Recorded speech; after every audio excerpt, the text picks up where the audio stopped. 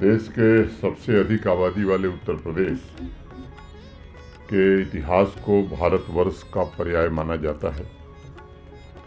इसकी विशालता का अनुमान इस बात से लगाया जा सकता है कि उत्तर प्रदेश की सीमाएं 9 राज्यों और एक पड़ोसी देश को छूती हैं।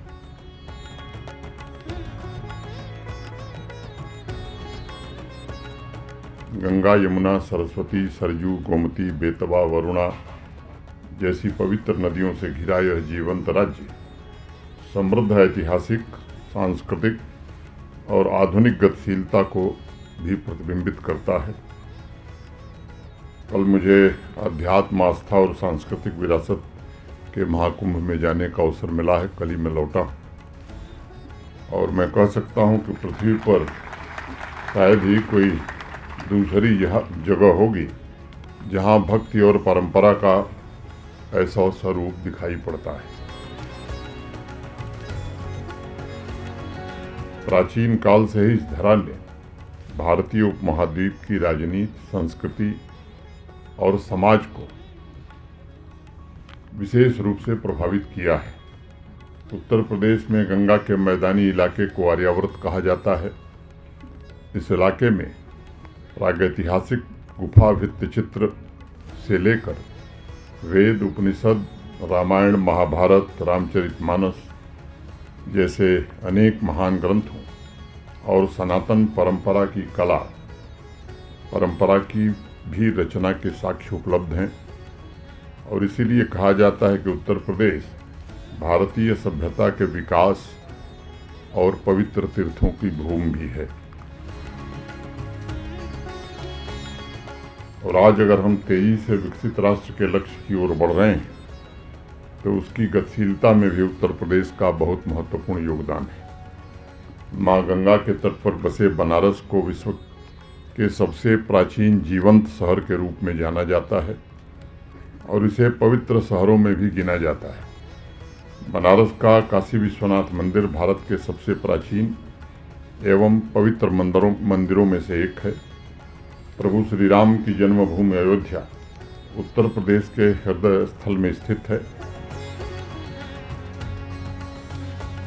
रामचरितमानस में तो स्वयं गोस्वामी तुलसीदास जी ने लिखा भी कि नहीं दरिद्र को दुखी न दीना, नहीं कोई अबुध न लक्षणहीना।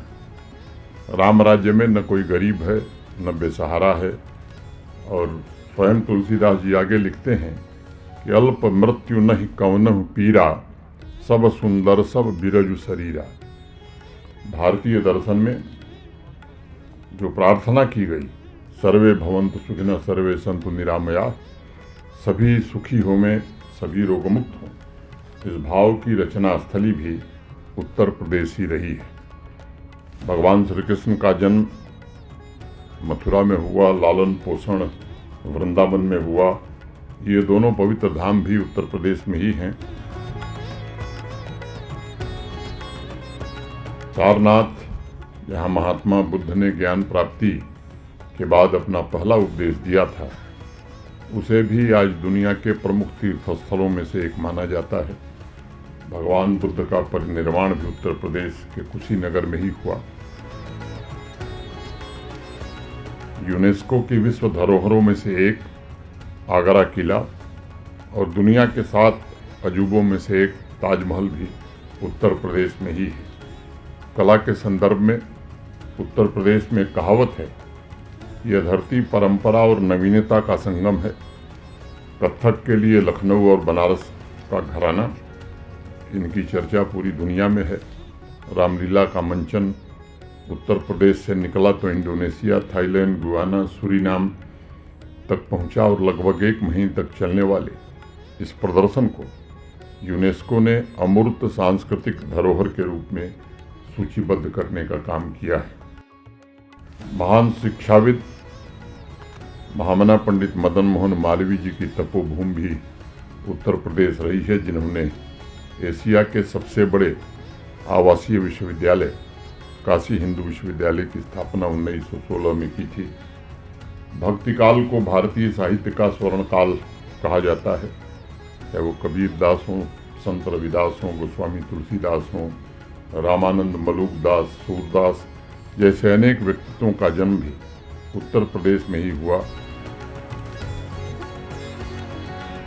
परमवीर चक्र विजेता यदुनाथ सिंह की भी यही धरती है, जिन्होंने रजौरी की रक्षा करते हुए 1948 में 1948 में नौशेरा में अपने जीवन का सर्वोच्च बलिदान दिया था।